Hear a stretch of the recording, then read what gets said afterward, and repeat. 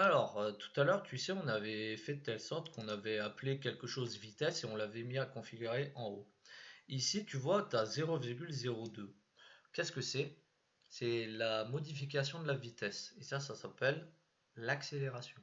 Du coup, ce 0,02, je vais l'enlever, je vais l'appeler ça n accélération. Accélération. Et là, je vais créer une variable qui va s'appeler let espace n ax. Et là, tu vois, hop, tu peux cliquer directement, comme ça tu fais pas de faute d'orthographe. Et là, je colle 0,02. Donc, la personne qui va configurer, le configurateur, on va dire, il va décider d'une altitude, d'une vitesse initiale et d'une accélération. Et en fonction de ces trois paramètres, en fait, tu as la balle qui va avoir un comportement. Par exemple, si ton altitude est de 300, la vitesse au début c'est 0, c'est-à-dire ta balle était immobile. Et ensuite ton accélération c'est 0,02. On a découvert en tâtonnant que ça donnait un mouvement naturel. Ça donne l'effet qu'on avait vu tout à l'heure. Un effet assez cool. Maintenant, on va faire deux autres petits cas. Imagine la vitesse c'est moins 1. Donc au début il va aller vers en bas. Puisque la vitesse augmente, ça veut dire que... Attends, on va d'abord regarder ce que ça fait, après je vais t'expliquer. Tu as vu, la balle va un peu en haut. Au lieu de mettre moins 1, je vais mettre moins 2.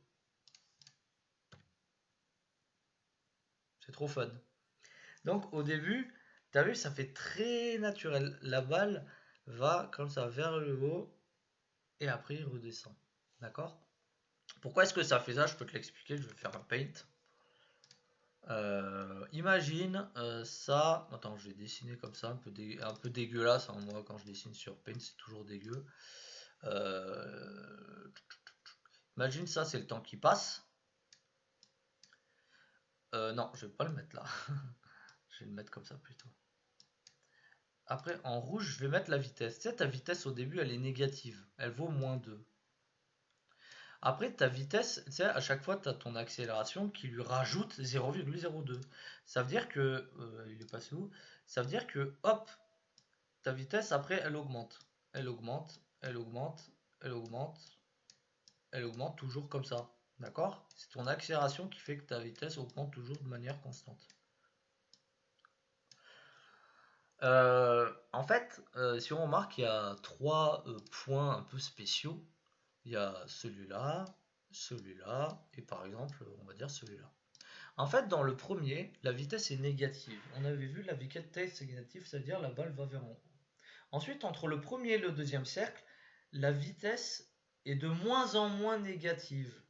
Et le cercle du milieu, c'est quand c'est zéro, ça veut dire c'est immobile. Ça veut dire que tu peux réfléchir dans ta tête, la balle va vers le haut et devient de plus en plus immobile. Si je traduis ça en français, la balle va vers le haut et elle ralentit.